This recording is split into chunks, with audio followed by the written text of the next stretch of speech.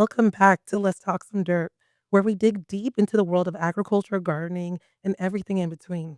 I'm your host and a favorite horticulture agent, Judy, and today we have a very special episode that takes us beyond the fields, greenhouses, research plots, to the heart of what makes Extension truly impactful. It's people. Extension programs don't just share research based education, they actually build communities, create opportunities, and empower people from all walks of life. But have you ever wondered about the individuals behind these programs? The leaders who work tirelessly to connect science with real world solutions? Well, today we're shining a light on the stories of our Extension leaders, their journeys, their passion for education, and how they're making a lasting impact. Whether you're a home gardener, a farmer, a youth involved in 4 H, or just someone who loves learning about how science and outreach shape our communities, this episode's for you. But before we dive into our main discussion, let's talk about what's happening in the garden this month. March is an exciting time for North and Central Florida gardeners. It's a transitional period where we prepare for spring while still managing cool season growth. For our vegetable gardeners, now is the time to plant warm season crops like tomatoes, peppers, and squash, while still harvesting cool season favorites like carrots, kale, and lettuce. If you haven't already, start your seeds indoors or pick up transplants for a head start. For our flowering plants, camellias should still be in bloom, and it's a great time to enjoy their color before they fade. You can also start your petunias or geraniums for vibrant spring displays. You should have already done your pruning in February. Um, Also, this is a good time to start fertilizing your citrus trees as they begin to push out new growth. For our pollinators and wildlife, if you're thinking about adding more pollinator friendly plants, consider milkweed, salvia, and native flowers to attract butterflies and bees as temperatures warm up. Spring is almost here, and that means extension offices across Florida are wrapping up their spring classes, workshops, and events.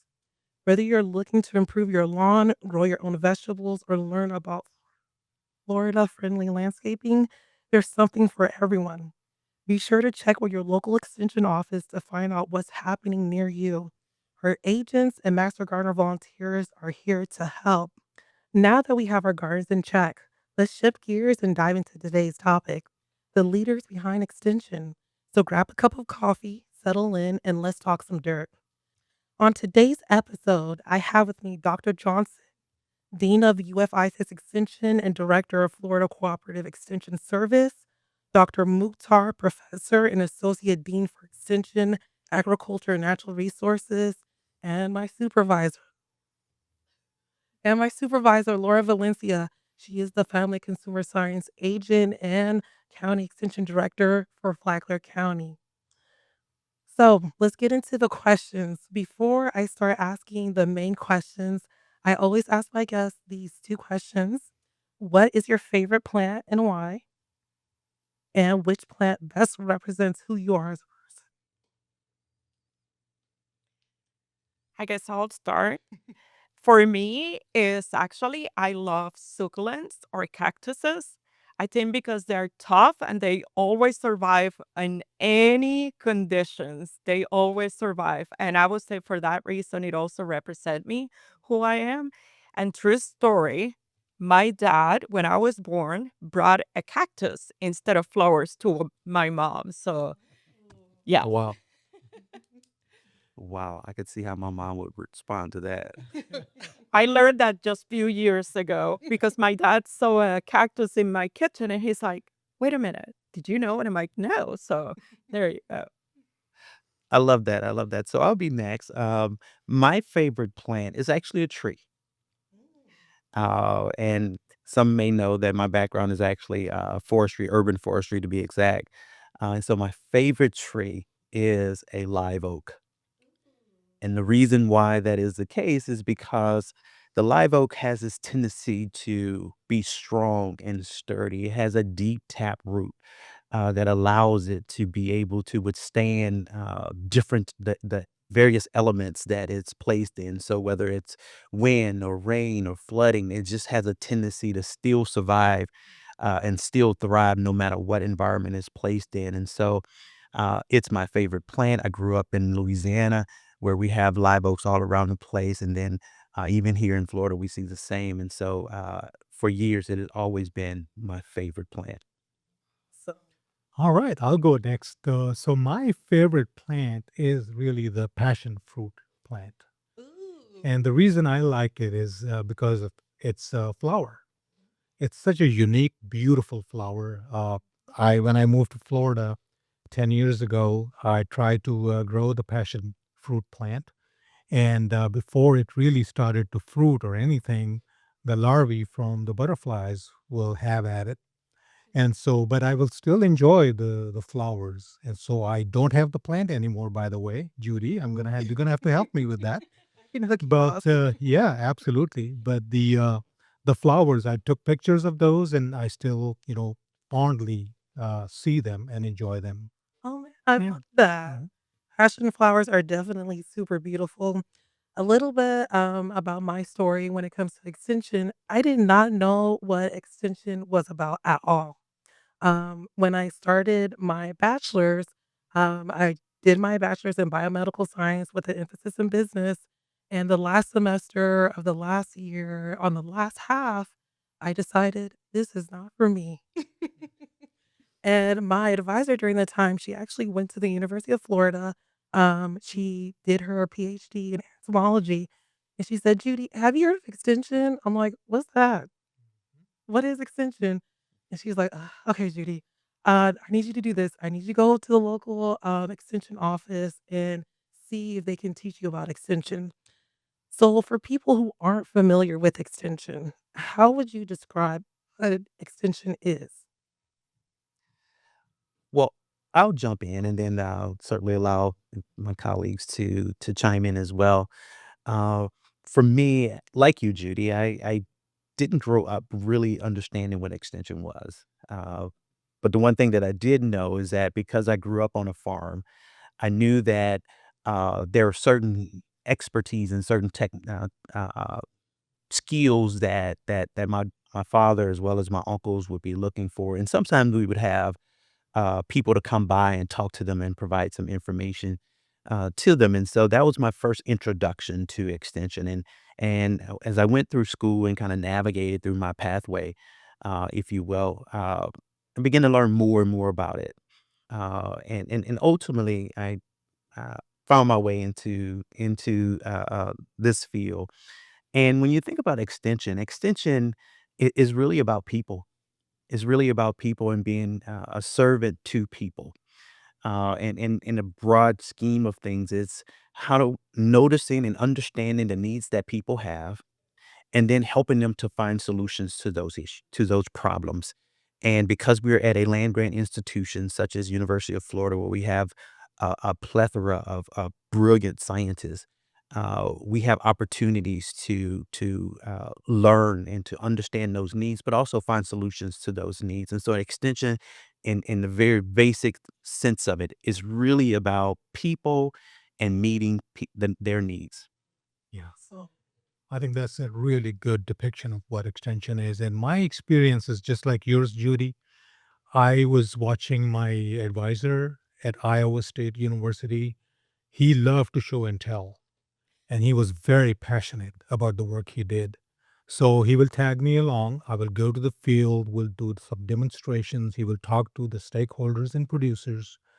And I then realized right there that, this is a great opportunity how land grant institutions like University of Florida and Iowa State and others are able to connect research, hands-on research with the communities and meet their needs. So that really also made me aware of something called extension education. And that became, from there on, that became my career too. Yeah. so I would say the three words that describe extension: servant, people, and education. Would you guys agree with me? Yes. And I actually was thinking about that too. Mhm. I think it's to me, the three words that come to me are educate, trust, and support. And the reason for that is that, of course, we are educators and we bring real science and research-based information to communities, and we do that part. But we also build trust with our stakeholders, and that's extremely important for us to do. And then now in my position and Dr. Johnson's position and Laura's position, we also must support our colleagues. And so those were the three things that came to my mind. When you're doing extension, it's not just one person doing something in a tunnel. We have to look at it broadly, and we can serve people in so many different ways. That is true. You both of you, Dr. Johnson, Dr. Mukhtar, kind of talked about your journey with an extension. Laura, what's your journey? So my journey with Extension actually started over 20 years ago when I came in as a client. I was in the receiving end of needing services. And let me tell you, I believe in the mission of Extension, and everywhere I go, um, I always share how I gain not only valuable skills, but support, trust. I mean, and I guess because of that experience that I started as a client, I bring a very unique perspective to my work. I know what it's like to be on the receiving end of extension services, and that understanding fuels my dedication to making programs inclusive, that they're accessible, and also impactful. I'm sorry, I'm getting goosebumps. But Good. I mean, everywhere I go, I believe, because again, I was on the receiving end as a client, and it has taken me so far in my career. And I think that's where I bring my passion to the work. Mm. So, is there a success story that you guys have from your time being an extension that stands out to you? I have I have a lot. So I used to do this program in Osceola County, and it was encouraging youth to achieve higher education and also workforce preparation. Just recently, 2 days ago, I received an email saying, Miss Laura, can you please write a letter of recommendation? And I'm like, of course. This child, which is now a young adult, started maybe 8 years ago. She came as the sister that didn't want to be in the program. So Wow. actually, her sister was in my program. So she went through we guided her through the process. She finished her bachelor's at UF. She did her master's at UF as well, and now is just about to graduate. So that's just one of the success stories of how our work is impactful, not only for that 4-H member, but also for the family, also for those around them. Wonderful. You guys wanna Sure, my story goes back to 1992. Oh, That's when I started as an extension area engineer for Iowa State University. And really, it took me about a year or so to understand, what impactful programs are. And so, one of the things that I didn't even realize I was doing was I will go to this grower who had these animals in an enclosed building. And I was also talking to people about indoor air quality for humans and for animals. And he complained to me that he was not feeling too good, and neither are his animals. So I walked into this barn and I realized that his ventilation system was extremely bad. There was ammonia. You could feel it right away because your eyes are burning. And there could be even hydrogen sulfide. Both are toxic gases. And, very high concentrations can be deadly. So I tweaked the system, worked with him, educated him how to do that. And about few months, he was feeling better and his animals were feeling better and they were gaining weight. And I wrote a little bit about that and sent it to my supervisor. And they thought, wow, that's a real life changing experience for people with your work.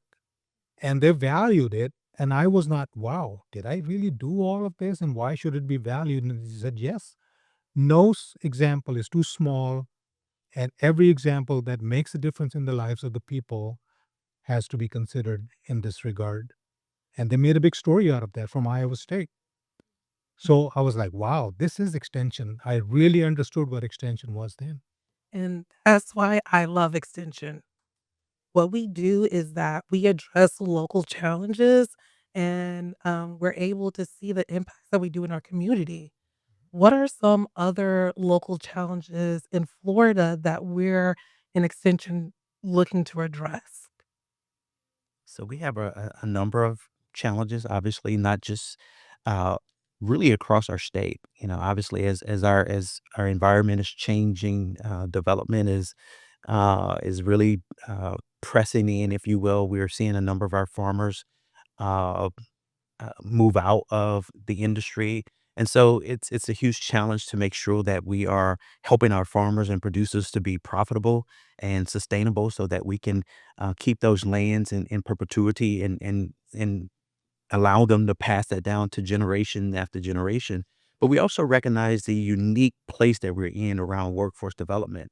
And so the need to have people, skilled people to come into these various spaces and begin to have meaningful careers and meaningful opportunities. And so we're really leaning into workforce development and specifically ag tech workforce development, but we're also leaning into some of the other challenges that we are experiencing around the state.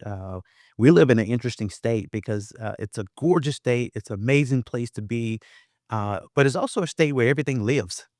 And so, which means that we have a lot of invasive species coming, and we're always challenged with different things that impact our communities. And so, coming up with ways of dealing with those, working with our scientists and our specialists to come up with ways to provide education, to provide monitoring, all those types of things are very important. And these are just some of the many things that extension does and is really capable of doing.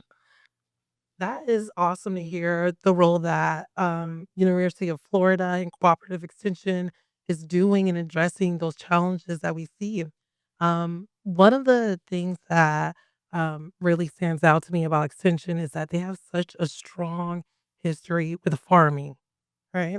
We know that with Extension, there's research plots, and a lot of time when people think about Extension, they associate that with farming, but extension goes way beyond that. How do its programs in extension go beyond farming to serve the broader community?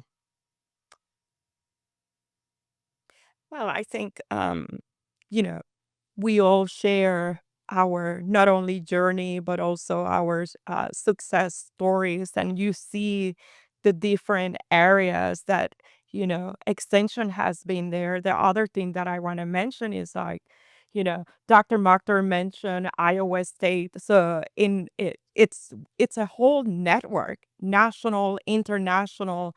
I think the beautiful thing about our job is like we have those connections and resources that if we are not aware, we can always reach out to colleagues across the nation for that information. And it goes from, disaster preparedness, sea grants. We have so many subject matter and areas and programs. So I know, Laura, you do home buyer classes. I do, and I have my first client just Yeah. about to buy a house. Let's So go. Whenever I'm ready to buy a house, I'm gonna come to you, Laura. yes. That is impact. Yes. It is impact. I never knew that Extension even did home buyer classes. When I heard that, I was like, wait, what? So, Judy, here's an observation. You see, we are almost 111 years old. Oh, So, initially, of course, we always have looked at how do we meet the needs of the people in our communities. So, yes, it started out and still is. There's a lot of emphasis on agriculture and horticulture, how to make it more sustainable and profitable. At the same time, we also know that we're so good at needs assessment because we are not only conducting it ourselves, but we have stakeholders who are not shy to tell us what's needed. And so it is beyond, cows and plows and horticulture. We look at, for example, youth education. We look at family and consumer sciences. We look at so many other areas, including the Sea Grant, you said. It's we are very fortunate, for example, in Sea Grant, we have 23 agents who do nothing but Sea Grant and mostly in the coastal areas to make our coastal areas and counties more resilient. And so they also, if you look at the specialists, there are a few specialists who do nothing but the Sea Grant type work.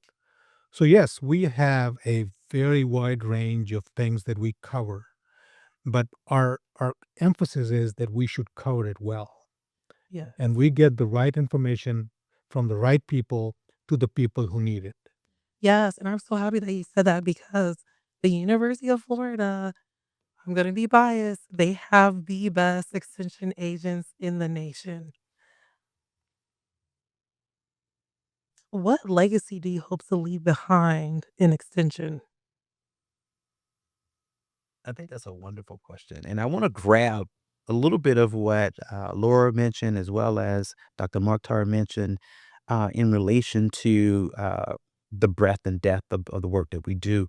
As was pointed out, we cover a wide gamut of things, but we've actually even stretched that even farther because not only can we lean on the other 111 land grant institutions around the country if there's a need, but we also have this huge machine called the University of Florida, where we have colleges that also have this unique perspective and unique work that they are doing that we also take that and can infuse it into our communities where there's a different type of need. Maybe we don't have the specific skill set in IFAS, but the rest of the university does. And so uh, the legacy that I want to really leave is uh, uh, really pushing the extension as the doorway to the university, where those in our communities know that whatever their issue is,